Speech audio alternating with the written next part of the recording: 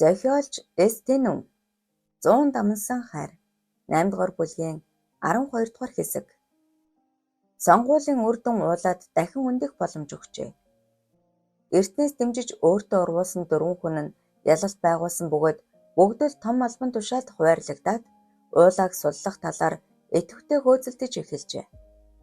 Уулаа шоронд байгаа хэдий ч зогсоо зайгүй ажилласаар өөрийг нь илчилж мэдэх найдваргүй хүмүүсээсээ сэмхэн салсаар байлаа. Одоо ганцхан буяа үлдсэн. Гэтэл тун татаа мэдээлэл чих дэссэн нь шүүгч алсан намнангийн хүү найдан тохиолдсон явдал байж. Найданг барьсан хүн нь өнөөхтөл төрийн онцгой эрхт болохоос өмнө найдан болон найзуудад нь халдсныг дуулаад өөртөө ашигтайгаар эргүүлж болох арга болжээ.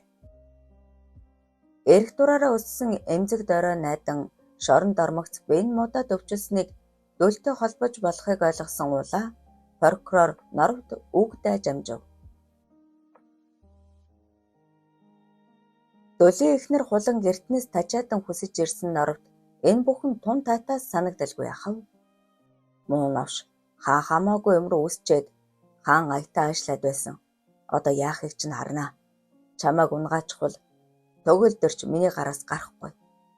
Норов ийм бодсоор намнантай уулзаад өө чинь ямар ч гэмт хэрэг хийгээгүй. Завдсан байж болох ч хоёр найзтайгаа адилхан шийдгүүлэх нь зохисгүй хэрэг.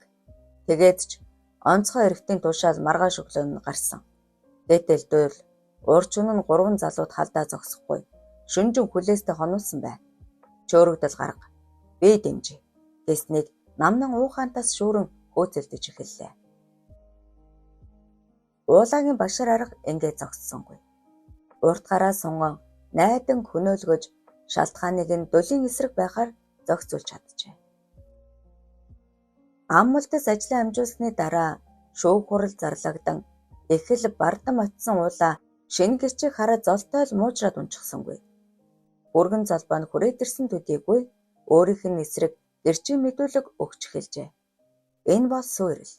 Тэр бүхэл сан генерал өөрийн биеэр хуралд нь оролцсон уулангийн үнэн төрхийг илчлэн агваалаа хэмээх нэртэй хятадын нуус тагнуул гэдгийг нотолжээ. Ийхүү олон жилийн өрсөлдөөнд сан генерал ялж уулаа эргэж босгооргүйгээр ялагдлаа. Шүүхийн тогтоол уншиж эхлэхэд төрийн онцгой эрхт орж ирэн уулаагийн хилэн царайтай тулгарч эцэст нь дөлийн цоо ширтэг эрмэг харцанд аргагүй дальцчин нүур буруулжээ.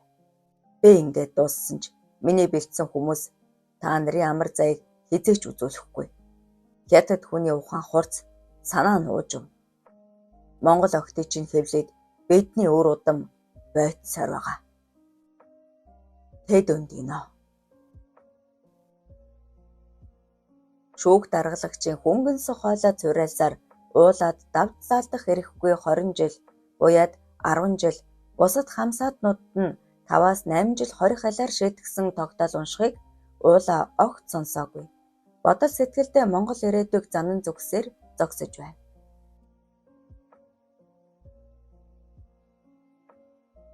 Төр шийдэж чаддаг бас уучлж чаддаг.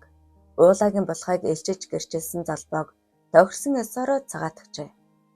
Догтлж ярьсан дөл хулан хоёр шүүх хурлын дараа золбоо сувда хоёртой нам гүмхэн ресторанд уулзлаа. Яриа авлиж өгөхгүй утсан ч хундаг архины дараа халж эхэлсэн золбоо. Сувда минь. Төөрч бодолсоор зөндөө их зовлон амслаа. Хоёулаа нэг нэгэ буруутгах болоод бүхнийг шинээр эхлэе. Хоёр хүүдэж сайхан амьдрах замыг нээж өгье гэж аргадангуй өгүүлв. Бүх зүйл ингэж оронгороо иргэн гэж би мэдээгүй. Хүний амьдрал сайнтай муутай байх юм. Миний хийсэн бүх зүйлийг уучлахыг хичээгээрэй. Энэ хос зүйлтний хараалыг арилгаж чадна гэж үнэхээр итгэлтэй байвал авдаа. Удган хэлэхдээ хэн нэгний амь насыг авч мэднэ гэж сануулсан. Хараал арилах өөр арга байсан ч тэр нь миний хүснээр болсонгүй. Дүүл ухаантай хүү асуудлыг сайн сайхнаар шийднэ гэж итгэж байна. Сувда нүдэндээ гэлтгнэх нулимсыг арчаад цүнхнээсээ зүйлтийг гаргаж өглөө. Дүүл 2 гардан аваад сувда ихжээ. Удган яг юу гэсэн бэ? Та хэлж болох уу гэж асуулаа. Сувдаа толгоос ихсрээд тэр нууц надтай үлдэгдээ. Та нар мэдээд хэрэггүй. Улангийн үрлэн алгнууд гялалзан та хэлэхгүй гэж болно. Гэхдээ би таамаглаад үзье. Өнгөрсөнд таны хийсэн үйлдэлүүдэд би гайхаж хачирхдаг байсан. Дотроо хадгалаж бугшиж явснаас үнэн худал нь аль нь байсан ч хэлж санаа амрыг. Хүүд сайн охин гэдг нь шүрээ. Улангийн хоолой зангир нь нулимс нь гэлтгнаад ирлээ. Би тамхилж гаад ирээ. Гэсээр золбоо босож улан нулимсаа арчаад та шүрээ дөл хоёр уулзвал хараал арилахыг мэдэж байсан ч хүсээгүй. Яагаад гэвэл таны хүүхэд шүрээ гиндүү. Гэхдээ энэ шалтгаан биш. Шалтгаан байсан. Хамгийн амар арга нь төгсөө дараа нь буяа. Охинд хайртай хүү. Хайртай нь үнэн эсэх нь танд хамаагүй. Дөлийг жигшүүлж надаас холдуулахыг л хүссэн. Цувдаагийн гар жичрэн салганаж юм хэлэх гэсэн бололтой ам нь ангалцснаа нам болчихов. Таны эцсийн хүсэл дөл байсан. Удган эмээгийн хэлсэн хүүд хайртай охин, охинд хайртай хүү гэдэг үнэндээ дөл бит хоёр шүү дээ. Хоёр зүйлийг нэгтгээд хэлж өгсөн зан үлийг нь гүйцэтгэжсэн бол бидний хүсэл аль эртээ биелэх байжээ. Улаан чи сонс арай л хэтрүүлж байна. Магадгүй. Гэхдээ л үнний ортой. Би энэ тухай дахиж ярихгүй, бодохгүй. Та ч гэсэн санаа зовлтгүй сайхан амьдраарай. Дөл хулан хоёр хөдөлцөөр гарч золбооч эргэн ирлээ. Гай дагуулсан хос зүйлд хэдхэн мөчийн дараа эрлий зохины өмнө гэлтгнаж дөл хулан хоёрч өмнө нь сөхөрчээ. Өрөөнд хонх дамрын дуу тажигнаж Христийн дулалж үнгэнэж эхлэв. Ширээн дээр юу ч байхгүй атал ардсны анхлан мөннөр сэнгэнэж утаа нь зуунаглаж байв. Амьдралд ийм гайхамшиг байдаг гэдэгт нүдээр үзэж биеэр туулаагүй бол хэн ч итгэхгүй. Хос зүйлд ширээн дээрээс алгуурхан хөндөрч агаарт эргэлцээр хоорондоо нэгдэн нэг цул олчихлоо. Алтлаа гөнгөн улам гэрэлтэн гялалцаар дөнгөж дархны гараас гарсан мэт цоошинхэн зүйлд болчихов. Ата болсон. Дөл хулан хоёрыг өндөөхэд гэгээ охин инээмсэглэн хараал гэхээс илүү цагаан хилам их байна. Энэ зүйлтийг очгэрл хүүд өгөөрэй. Өмнөх шигээ цаваас сэргэлэн болно. Та хоёрын минь хүсэл биелсэн гэлээ. Улангийн томалог нүднээс нулимс зогсолтгүй урсаж дөлийн энсэгчд чигджээ. Дүү минь маш их баярлаа. Хойшод ямар асуудал гарсан ч ах ихч хоёртой хэлээрэй. Олны цагаан хилам хэцүү. Нэг хэсэгтээ намжим амьдрал зүгээр шүү.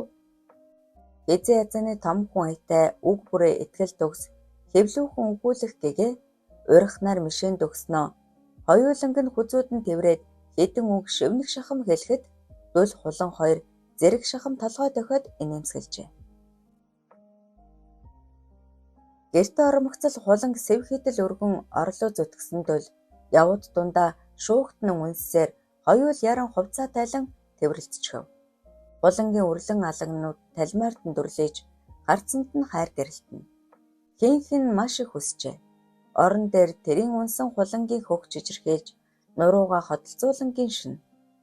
Өгзгийг нь ор ирмэгдүүлээд хөлнийхэн тахмаас дээш түлхэхэд охин хөлөө өргөн дээшлүүллээ.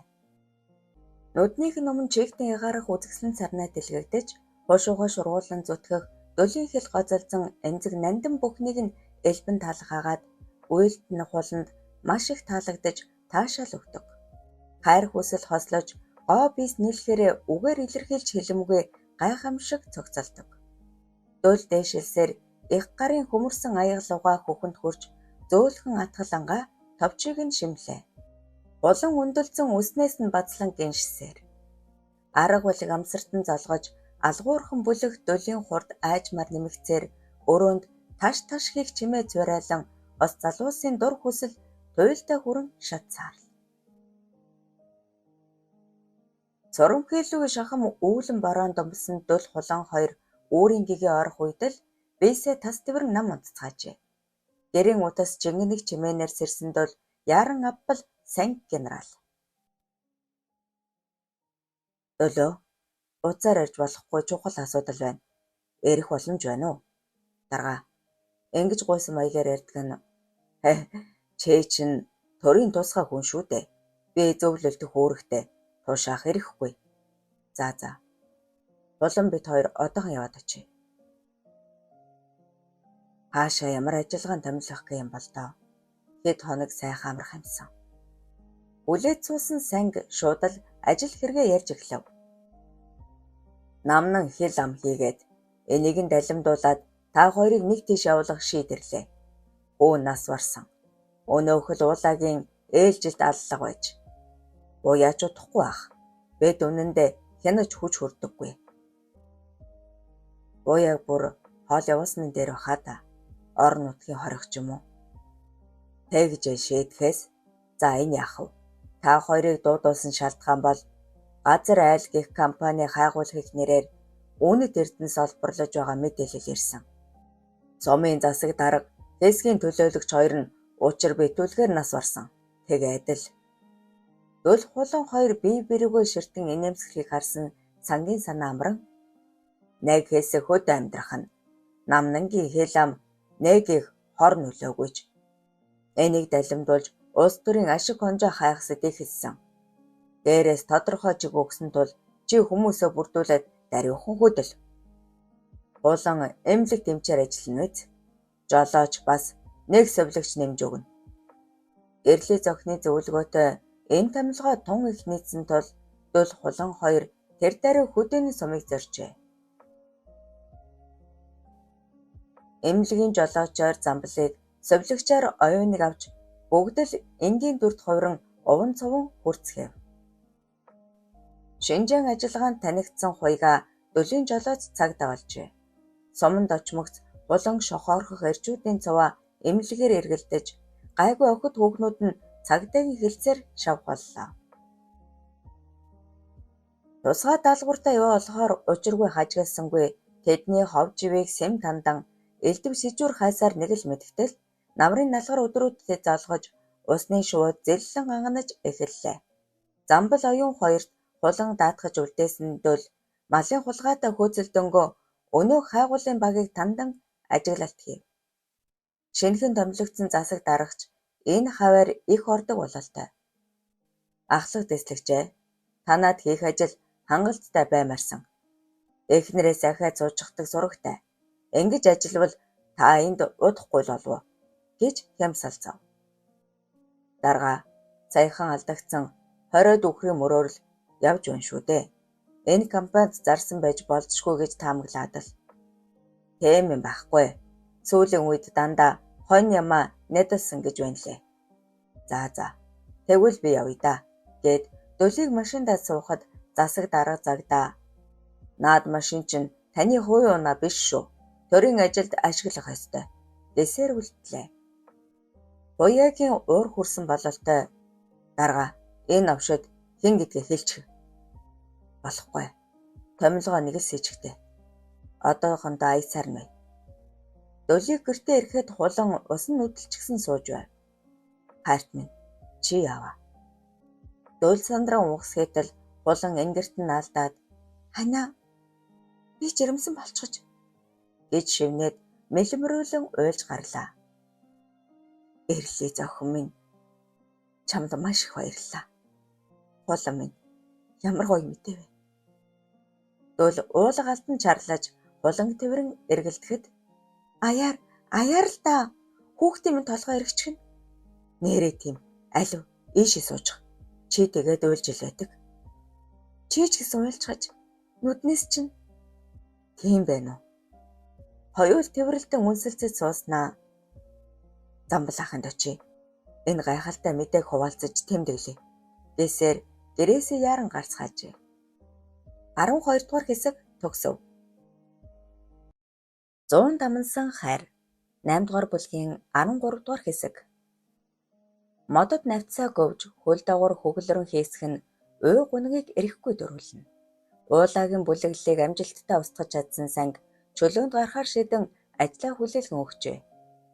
Нас агсан хойно хүнтэй сууж хүүхдтэй болсон сайхэр гэр бүлдээ цагаа зарцуулахыг илүүд үзсэн нь энэ. Цангийн суудалд хэн суух талаар бяцхан маргаан дэгдэж элэгт брагцаас өөрийнхөө хүнийг тавихыг хүссэн ч талаар болов. Нэг хэсэг анир чимээгүй ажиллаж ирсэн намхайг бусад бүлэглэл нэг дугаар дэмжин цангийн ор залгахаар томилжээ. Намхай бол гуйвамдхай тогтсон зарчимгүй хүн. Гэхдээ ганцргийн цэрэг дөлийн найз байсан тэрээр элэгт фракцтай хамтран ажиллах тухайга сэм цугулзуулж тэр бүхэл Бендриятай гэрлэх бодолтой байгаагаа Шарв генералд дуулгажээ. Энэ нь сайн мэдээч биш, муу мэдээч биш. Бендрия ямар саналтай байгааг огтхон мэдэхгүй Шарв. Залуусын асуудалд би оролцоод дэмээвэз. Охин маань зөвшөөрвөл надад татгалзах шалтгаан алгаа гэжээ.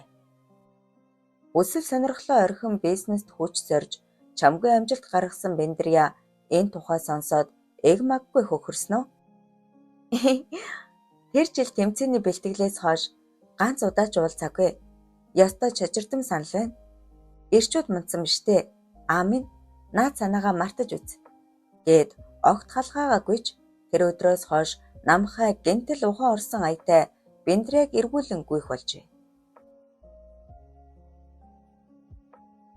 Намхайгийн уйггүй зүтгэлээс болсон уу эсвэл аавынхаа нууцхан шаналлыг өрөвдсөн үү? Бендрия баг багаар зөөлрөн үе болзох болж эцэст нь зөвшөөрч намхайгийнх гэдэг айл гал голомтой бадраалаа. Эр хүнээс хол хөндий дэндүү удсан Бендрияд нууцхан цэнгэлж маш их таалагдан намхайд баг чатууга дурлан тэмүүлэх болж төдөд олгүй жирэмсэн болжээ. Энэ бол Шарв генералын туйлын хүсэл. Эхнэрээс холдох тундургүй намхайд генетхэн л цаг наргүй ажил гардаг болж хөмсөг зангидан ууртаа уцаартай хүн ядарсан зүдэрснээ гайхсаар шүндэл болсон хойно заримдаа үүрээр ирдэг боллоо. Цэргийн хүний амьдралыг сайн мэдэх Бендрия эхэндээ ойлгодог байсан ч сүүлдээ нэг л биш болчихсныг ухаарч "За намхаа минь, чиний ажлыг ойлгож байгаач арай дэнтлээ. Цаагаараа хүн амьтантай болсон бол эртхэн хоёр тишээ болъё" хэмээн шулуухан хэлчихв. Намхайгийн нүур чинрэн улааж гараа зангидснаа хөргөх жонгоолгон архи гаргаад "Юу яриад байна? Итгэхгүй байгаа бол дагаад яваач. Чи жалгаагүй ажил гээд ам тавьдаг үсттэй" гэснээ архиа шилээр нь гуд залгилахад Бендрия угсгийн дөхөж ирээд "Архи уухгүйгээр ярилцаж чадахгүй байна уу? Би өдрийн ажлыг яриагүй. Шөнө орой тэндэг тухайцчихна л." Архийг нь булаахыг оролдсон Бендрияг түлхэн айхлах намхай "Чи надад харьгүй үсттэй. Зүрх чинь хэний төлөө зохилдгийг мэдэхгүй гэж бодоо юу? Холд" гэж орлон түлхэж орхиод гараад явчихав. Намхайгийн энэ үйлдэл чочирдож гайхсан Бендрия зүрх сэтгэлээ даагаагүй өөрийгөө зөвхөн тэр дороо салах өргөдөл бичээд өглөө болмогц шүүх рүү гүйжээ. Аль эртнээс л дөлийг чин сэтгэлээсээ хүндлэн төрсөн дүү шигээ хайрлаж ирсэн Замбал оюуна хоёр баярт мэдээгээ сонсоод нулимс туслуулах нь халаг болцгоон ширээ засан хоолунд бэлтжээ. Удаан мөрөөдсөн хүсэл нь үнэхээр биелжээ. Замбал шил арх задлан хундаглаж дөөлж алхасахгүй хүнтрэн хулан тормолцсон мишэлзэж "Хайрт хань минь одоо уу? Сэтгэлээ онгойтол уу?" хэмээн найрсан бодод суулаа. Тэдний яриа сүүлдээ албаных биш болж өргөжин олж цуглуулсан мэдээлэлээ хуваалцаж эхэллээ. Халамцаж улаасан Замбал "Надад жолоожийн дүр их зөөхөж байгаа. Хулантай дуудлаганд явхад малчид ам хураагүй л ярьцгаах юм. Шинжилгээний багийнхан бүгд хятад. Бараг цагаар 20 гаруй юм болвол гэж байна лээ" гэхэд оюунаа ширээнд ойртоод "Өмнөх засаг дарга хэсгийн төлөөлөгч хоёр байнга шалгахаар очдог байсан юм гинлээ. Ерөн шинжилгээний баг гэдэг худлаа баха. Тэр хавийн нутагт ямар нэртэй гэлээ дээ? Эрдний чулуу олддог гэж дуулдсан. Дөлмийн болгоомжтой л байгаарай" гэж аяархан шивнэв. Гундахтай архиа их л тамшаалан балгаж суусан дөл "Загдаа дарга. Эмнэлэг дээр байсгийгээд л очдог болсон мэнлээ. Ямар хэрэгээр. Булангийн царай чавх шиг улаагаад тонголдсон жумалдснаа. Эрүү саруул хүн атлаа. Бие үзүүлэн энтергээд ядаргаанд орчихлоо. Хэд хоног хэвтэл гэх юм. Би чиний хэлснээр аль болох аятайхан л хайцаж байгаа. Эмнэлэгт нэвтүүлчихээ. Тэр хооронд нь уйгаа бид хоёр шалгалт хийн. Дээрээс зөвшөөрөлж ирсэн. Замбал арих аяглаад загдаа дарга өөр зоригтой байх шүү. Булангал сонирхоод. Хаа газар тийм ирчүү зөндөө байх юм. Эхнэр нь үг хэлдэггүй юм бах та. Эхнэртэй гар хүрдэг сурагд болцсон. Удахгүй чам дээр гомдол бариад очих үз. Дөл тажигнтай л хөхөрснөө. За яста болио. Эхэндээ элдв гомдол сонсоод сатаарах зүйл ихтэй байсан. Сүүлдээ замаа алдлаа. Гэхэд замбал дагаж инээгээд улам анч завгүй байгаа. Эрчүүд нь эмнэлэг рүү гүйгээд охид хүүхнүүд нь цагдаагийн хэсэг рүү шаваад нэрэл ийм дүр зураг энэ суманд бий болоод удаж байгаа. Нэгэнтэл тусгай даалгавартай багдвал хүн болгонтой илдэх харьцахыг хичээсэн ч ийм байдалд хүрсэн бололтой. Дөл их согтжээ. Үе өндөлзөн хулан тэрвэрч үнсэн хэвлийг нэлбэт суусаар бараг тасархын нааханд гэртээ харьцаав. Орон дормогц айхилж эхэлсэн дөл маш их хүсэж байна. Маш их баярлаж байна гэж үгэлсээр улан нүцгэлэн зүтгэллээ. Надтай ир хоёлаа жаргая. Өөлөх хэмгүй тэгш гой би согтуу байгаадаа ч тэрүү дөлийн хуйл тачаал дээцэгтэй хүрчээ.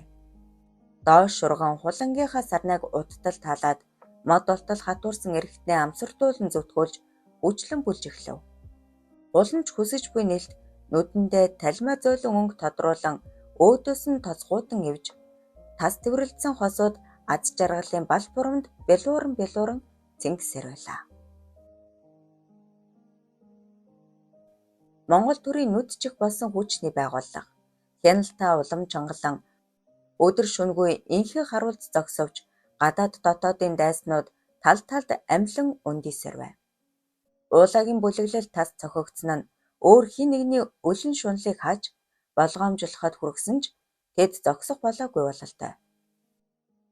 Цас шороо холилдон шуурсан намрын жихүүн салхитай хуйсах нь уршун өмнөд хилийн алтан дээсийг бүлэг этгээд сэм нэвтэрч тосгуул хүмүүстэйгээ уулзан нутгийн гүнд рүү алсран отлоо. Бүлэг хүмүүсийн ахлах бололтой ширвээ сахалтай өндөр шар залуу хундгаа өргөөд амжилтын төлөө бидэнд алдах хэрэг байхгүй гэхэд бүгд тулган ууцгаав. Ярианы аялга нь цэвэр халах, ямар ч өөсөв алга. Тэд тэр шөндөө сааталгүй давхисаар үүр хаярхын алдад бяцхан сууранд хурж тэндээ өнжөөд хариу бөрөө болмогц Улаанбаатар хот руу давхижээ. Хотын зах руу ормогц замаасаа зайдуу зогссны дараа толгойлогч нь ганц 2 хоног хотын төвөөр зуугац. Боломжийн огттой танилцаад нам жим хөдөлгөөнгүй байгаарэ. Энэ мөчөөс хойш намайг толгойлогч гэж дуудаж болохгүй шүү. Даваа гихтэл болно. За явцгаая гэжээ. Өөрийгөө даваа гэж нэрлсэн өндөр залуу тэндээсээ хөдлөн явсаар олон давхар байрны гадна зогслоо.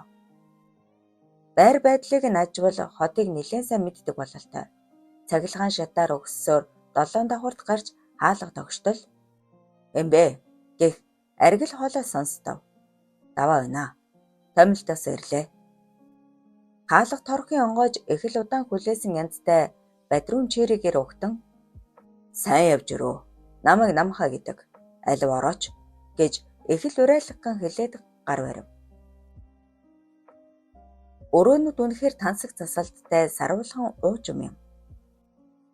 Ширээ засаж зогссон тулгар биетэй зэгзгэр цагаан хүүхэн даваа руу найрсангүй ширтснэ. "Би шинэлий байна. Та усанд орох уу? Хоол одоохон бэлэн боллоо" гэлээ. Хэдэн хормын дараа ширээ тойрон сууж хооллож дуусаад арх задлан хундгалахад намхаа нөхцөл байдлыг товч хэлтгээд "Миний байр суурь жаахан сол байгаа. Дэмцсэн хүмүүсээс зарим нь элт нүүр буруулах болсон" гэлээ. Даваа ширвээ сахлаа эмрэн бодол бол сууснаа. Зогцуулнаа. "Шинэ эхнэр чинь хэр байна?" "Таарамж муу. Салах өргөдлөө өгсөн байна лээ." Салж болохгүй. Уучлал гуйгаад эргэж ивлэр. Би үтсэн. Дэнд зүрүүд юм. Чи томалдаа хийжээдэ. Шарав гişүүн тун нөлөөтэй хүн. Заавал ивлэр. За хичээе. Буяг олж мэдсэн үү? Олсон. Устгах. Дөөл хаана байгаа вэ? Өдөөс өмнө хөөгдсөн. Гэхдээ тэнд манай хүмүүс байгаа. Төрийн онцгой ирэхээ цуглуулад их л даруухан болсон байна лээ. Авгаа хүүхний ховжив, ганц нэг малын хулгай энэ тэргээдэл намжин байгаа сурагтай.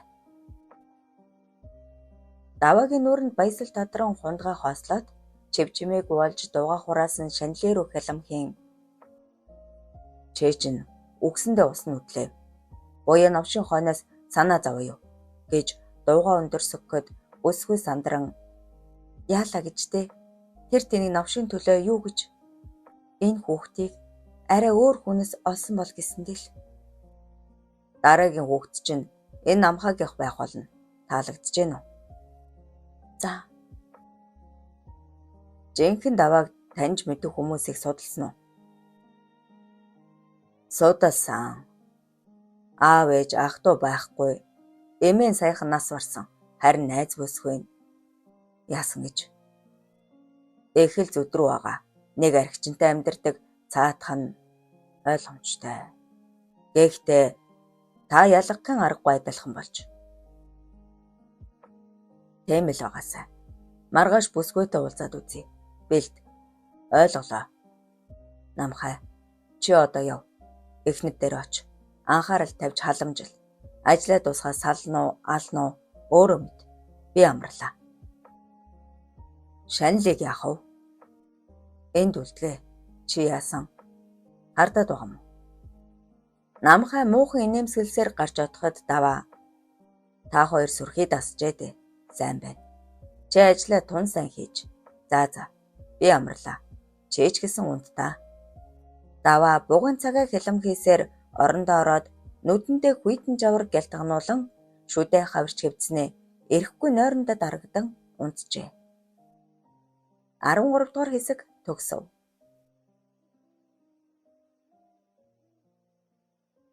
Зуун дамнсан хайр 8 дугаар бүлгийн 14 дугаар хэсэг.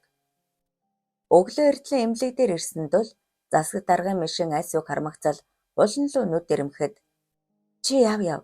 Чам шиг ийм хайр халамжгүй хүүтэн хүн огтхон ч хэрэггүй гэж чанга хашигчин дөл чаргууцалдан их л муудалцсан дүр эсэгцгээв. Дөл гараас авчуулан дургуйцлаа илэрхийлээд засаг дарга сэм ажихыг анзаараагүй дүр үзүүлэн машиндаа сун давхиж одлоо.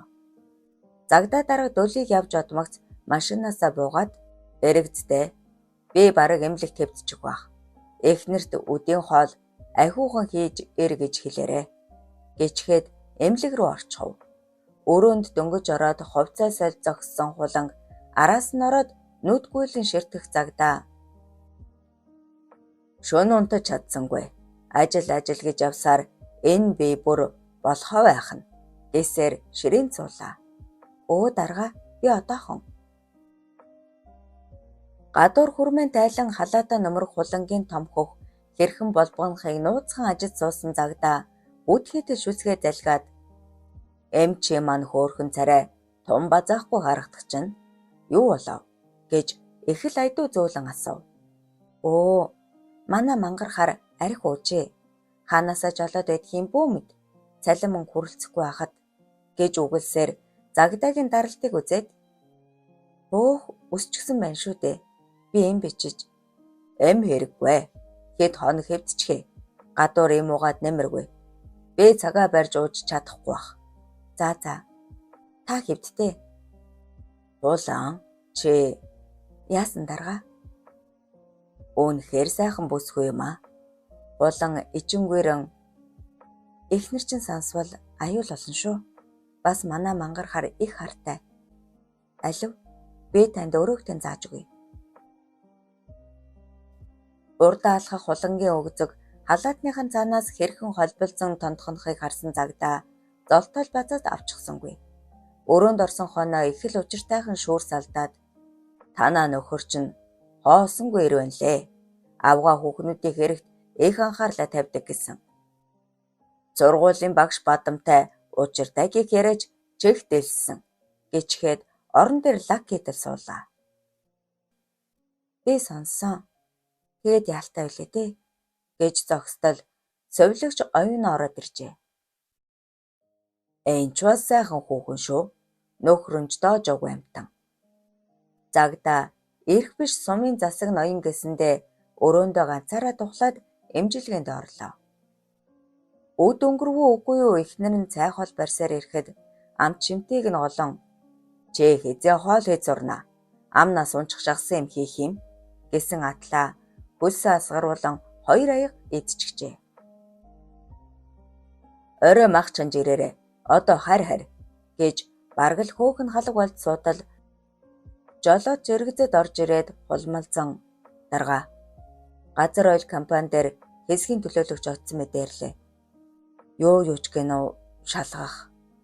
Загад угсах юм босоод тайван чивдүүлчихгүй шүү. Тэр нөхрийг хэн шалгах гэж өвшөөрсөн юм? Алив явъя" гэж хашигцсаар гарч одлоо. Загдааг эмнэлэг твтмэгцэл хуйгийн хамт хөдөг зорсондол оруулахгүй л гэх бахаа да. Аль болох зөөлөн байгаарай. Мөнгө төгрөг өгн энтэр гэвэл татгалзан дүр эсгсэн ч дотроо дуртай байгаа юм шиг л бай. Арсгар барсгар уултаач өв сургамал сайтай уулын бэлт тогтсон шинжилгээний анги сүрхий тогтжээ. Уулын ингэрт хэдэн хүн бүртэлсэн харагдах хагаад машин хармагц бүгд уруудан буугаад ирлээ. Юугаа хайдаг байна? Харин уг нь газрын тос хайх зөвшөөрөлтэй хүмүүс шүү дээ. Юутайж орж үзье. Харуул оруулахгүй гэж зүтгсэн ч тамга тэмдэг бүхий зөвшөөрлийн бичгийг хараад дур муутайхан үд энэж цаанаас нь дарга бололтой тагдгараар хамраа сарталзуулан ирснэ. Энд гадны хүн орж болохгүй. Та нар яв гэж зандрав. Дөл бичгээ үзүүлээд "Би сумын хэсгийн төлөөлөгч байна. Зөвшөөрөлтэй. Их удахгүй" гэж учирлаж зүтгсээр дотгошолж байр сав агуулгыг нэг бүрчлэн шалгалаа. Үнсний агуулгад тарган үхрийн гуй хаа өлгөөдөө яриаж заримынх нь толгой ширийг нь хүртэл газраар өглөрнө. Дөл нүдээ эрмэн дагаж авсан хэлмэр жирийг халахлах хооронд хуйгаа самбаачлан нэг толгойноос эмийг нь мулт татаад авчихв. "За асуудалгүй байна. Энэ хавийн малчтаас гомдол ирээд амраахгүй нь ойлгоорой." Хэлмэрч инээд алдан толгой дохиод "Бид чинь шинжилгээний баг шүү дээ. Дандаа эрдэм номын хүмүүс. Хэд хоногоос өрмийн машин ирэхээр хэдэн цэгт цоног ухаж дээж авна. Газрын тос гарчхвал танаа ус дорхноо хөгжин шүү дээ. Алив 2 дарга ийшээ. Галтойгоо орж цай уу" хэмээн бөхөлцөөр урд орон алхлаа. Эргэн тойрноо нэвч шувт адсаар дотгош ороход нүднийх нь үзүүрт утаас авсах харагдах шиг боллоо. Газрын чиг уруу утаа юу? Хоолны асар тухалсан дөл дарга хэлмэрч хоёртой хэдэн үг солих зураа 50 дээр эмхлэн хураасан аяг тавгийг тоолж амжаад "Дарга, танад хэдэн хүн ажиллаж байгаа вэ? Эндээ өвлждгүү" гэж асуув. Дарга мушилзан "12 хүн байгаа. Бүгд данстай. Юу? Цаанаг ухаад газрын тосны дээж илэрч өгвөл өвлчихгүй. Энд хүйтэн. Хурд ханал хармаар байна шүү" гэв. Өвлжих нь тодорхой юм байна. Газрын тосч худлаа. Чухам ямар эднэс хайж түүнийг ингэтэл нууцлнав. Дөл бодлогошорсоор асраас гарахтаа өнөөх уур савсах газар руу нүд буландаад "Утаа юм байна. Газар дор нууц байр засчээ дээ." Ирсэн зүйлээ мэдж чадсан дул хуйгаа хоёрыг хаалга хүртэл гаргаж өгсөн хэлмэрч нэг бодолтой зүйл атгуулад "2 дарга хот хүрээ орохороо хоолнд ороорой. Манай энд тохь мө ойлгохтой дайлж чадсангүй" гэд бүхэлдэж зогсдол засаг даргын машин сүнгэнтэл давхин ирээд чахруулан торомсолсоор зогсов. Дул сандран "Өө дарга ирлээ. Энийг ав" гэд бодолтой шидэхэд хуйгааж дуурайж хэлмэрч санд минт халаасалж амжлаа.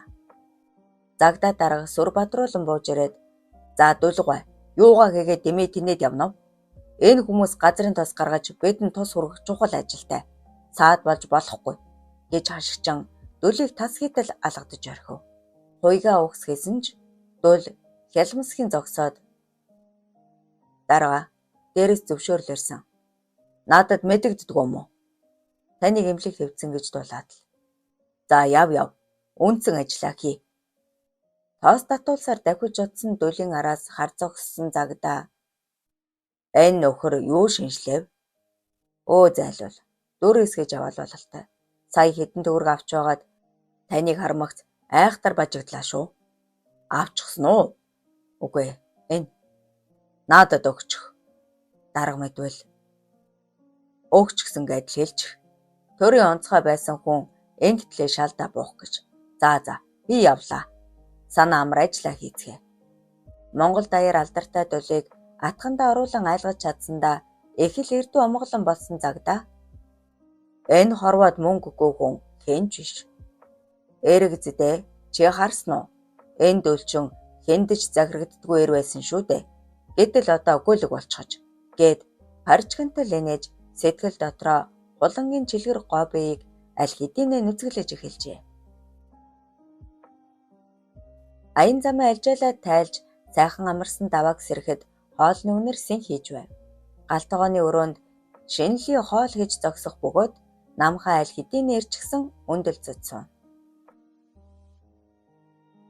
Замдаа нэлийн ядарсан бололтой нам унтж. За яриад байгаарай.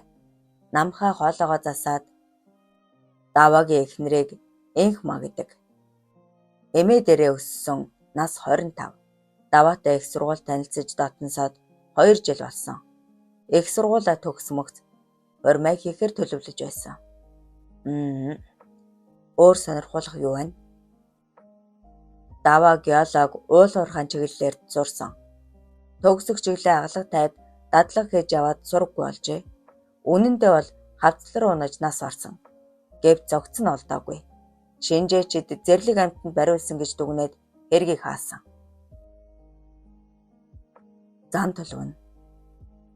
Их зожиг, дуу шуу цөөхтөө хижээнгүй нэгэнж хэд хэдэн удаа зодон хийж арай чамаа шийтгэлээс салж өгч. Өдрийн тэмдэглэл байн гуталдаг. Тэр нь азар бидэнд олдож өөр лүн явуулчихсан. Ойлгомжтой.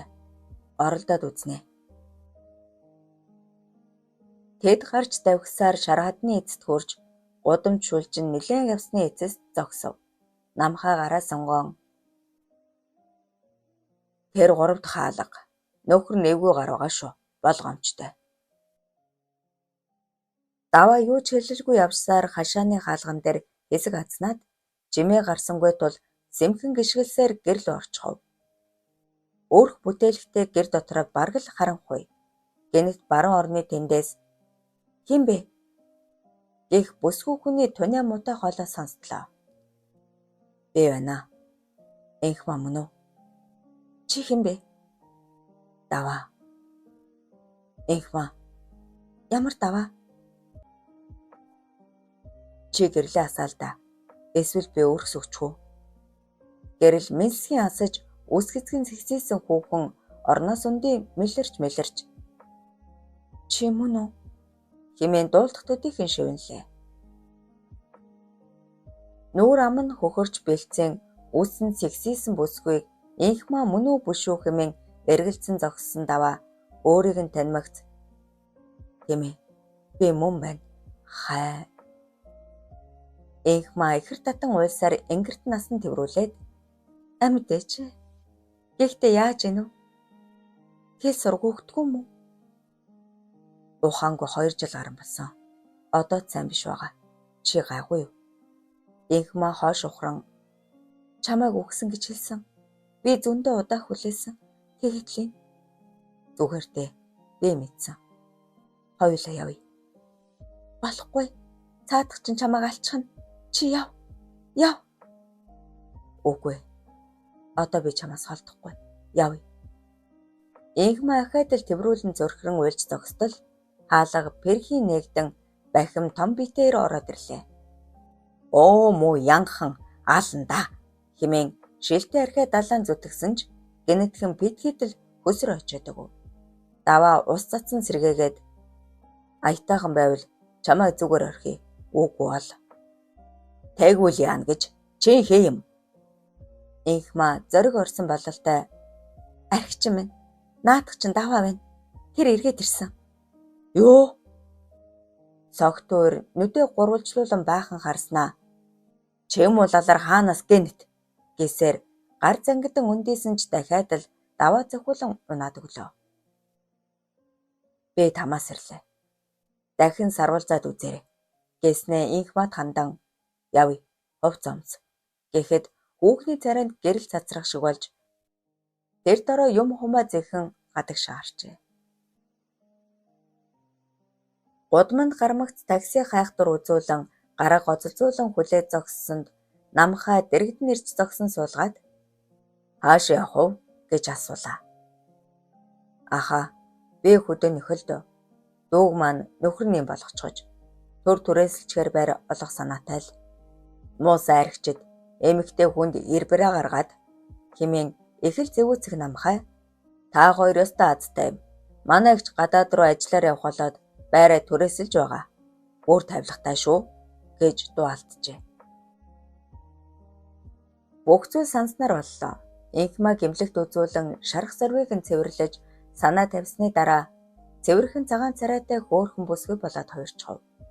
Даваагийн сэтгэл бүрэн ханан таатай гихч нь инээмсэглээд оюул амьдраад ичтэй чи бэлнэ гэхэд инхма толгой дохин чамаас салахгүй хэмээн нулимс гялтгануулан ингэрт нь алдаж хоёул түрээсийн байр руугаа ороод л ухаан жолоогүй бие руугаа тэмүүлжээ.